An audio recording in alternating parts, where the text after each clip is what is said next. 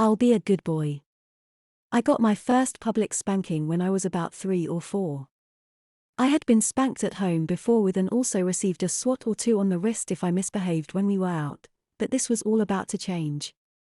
I was in the supermarket with my mother, which I usually found quite boring as she would insist on going down every aisle, taking the time to read the product information, that kind of thing. There were clear rules for her children when we were shopping: no whining, no means no, no tantrums, and no walking further than a meter or two from mother.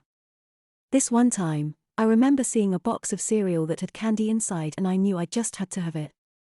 I begged my mother for it, but she said firmly, "No, we are not buying that. It has too much sugar, it's not real food." I was desperate, so I grabbed a box and threw it into the trolley anyway. My mother took it out, put it on the shelf, and gave me a look as if to say, "Do not dare do that again." I was bored, my feet hurt, and I was now frustrated that I couldn't have what I wanted. So I whined and grabbed the box of cereal and threw it hard on the floor. I was about to go and grab another one, still whining, when suddenly I felt my wrist being grabbed and a hard swat land on my bottom. Another soon followed, and I was so startled by the impact that I went silent.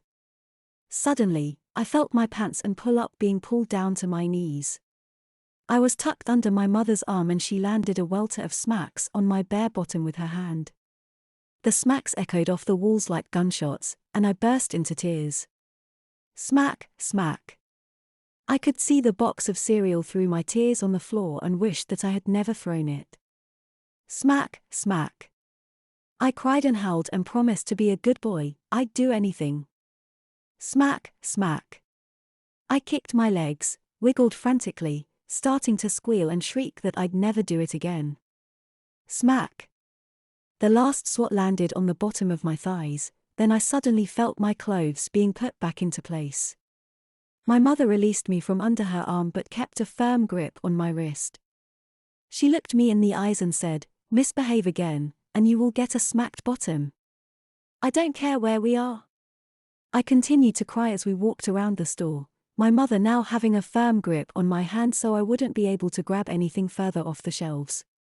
I remember the other shoppers, so much taller than me, looking down at my red and sulking face, while my free hand was behind me rubbing my bottom. The grown-ups all smiled and laughed at this freshly spanked little boy, which made my face go as red as my bottom with the embarrassment. Eventually, mother put me in the seat of the shopping cart. It was uncomfortable against my sore bottom and I remember wriggling about as we finished the shopping. Mother saw me squirming and used it as a teaching moment to remind me that I must behave or I would find myself in the same position again. I'm not sure what happened afterwards because the memory cuts out.